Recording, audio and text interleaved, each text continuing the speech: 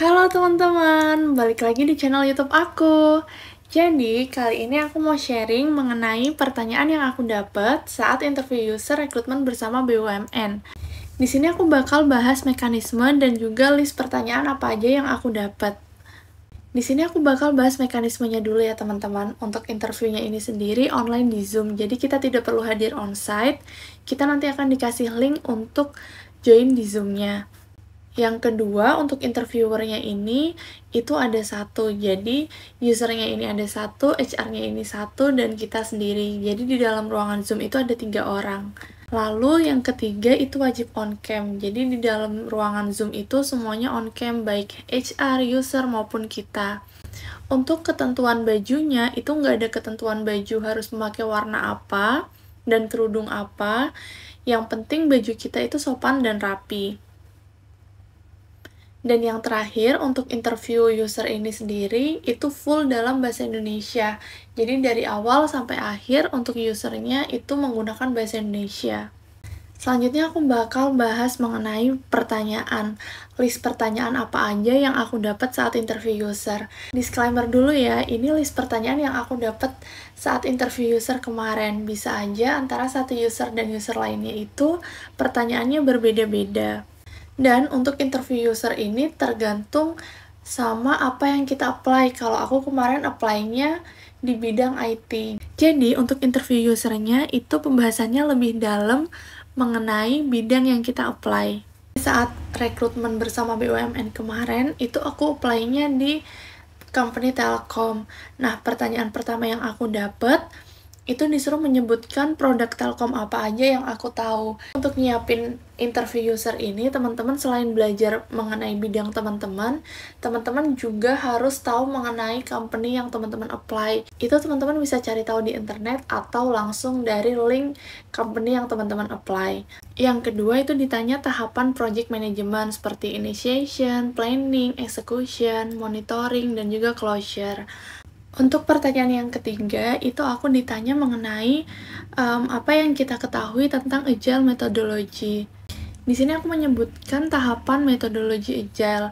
Jadi seperti plan, design, develop, test, deploy, review, dan juga launch. Untuk pertanyaan selanjutnya, yaitu membahas mengenai pengalaman kerja kita. Apakah kita pernah intern atau pernah kerja sebelumnya? Nah, itu pembahasannya lebih detail ya teman-teman. Jadi kayak ditanya tools apa aja yang biasanya kita gunakan. Nah, di sini juga ditanya seberapa paham kita mengenai tools yang kita gunakan. Apakah kita baru pengenalan atau kita udah lancar menggunakannya. Selain itu juga ditanya mengenai responsibility di tempat kerja sebelumnya atau di tempat intern sebelumnya. Kayak kita sebenarnya waktu intern atau waktu kerja kemarin itu ngerjain apa aja sih, terus case-case yang pernah kita hadapin itu kayak gimana, dan cara kita menghadapi case tersebut itu kayak gimana. Jadi untuk pertanyaan pengalaman kerja dan intern ini lebih banyak kayak diskusi gitu ya teman-teman jatuhnya. Jadi mereka nanya terus kita timpalin, kita jawab, dan mereka timpalin lagi, kita jawab lagi. Jadi lebih kayak diskusi gitu. Setelah ditanya mengenai pengalaman kerja sebelumnya, kemarin aku juga ditanya kalau ditempatkan di posisi selain yang tertera bagaimana. Nah, kalau kita apply di bidang A, itu belum tentu kita bakal ditempatin di bidang A, teman-teman. Bisa aja kita ditaruh di bidang B. Jadi kemarin ditanya kalau misal ditempatkan di posisi yang bukan aku apply, itu apakah aku mau atau enggak. Ini tergantung teman-teman ya. Kalau teman-teman nggak mau, ya udah jujur aja kalau teman-teman nggak mau. Kalau kemarin sih aku nggak mau ya bilangnya, karena passion aku di bidang IT ini, jadi aku nggak mau kalau ditempatin selain bidang yang aku apply. Untuk closingnya itu ditanya mengenai inovasi buat company yang kita apply.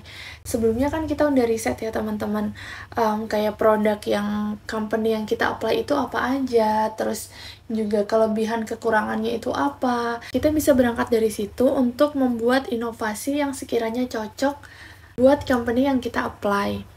Tips dari aku, teman-teman sebelum interview user harus banget paham bidang yang teman-teman apply. Yang kedua, teman-teman jangan lupa juga riset mengenai company yang teman-teman apply. Yang terakhir, teman-teman wajib pakai banget jawabnya harus dengan percaya diri dan ngeyakinin kalau kita itu bisa dan pantas untuk diterima di company tersebut, kayak gitu teman-teman. Sekian sharing dari aku, good luck ya teman-teman buat interview usernya. Thank you teman-teman udah ngikutin sampai akhir. See you on the next video.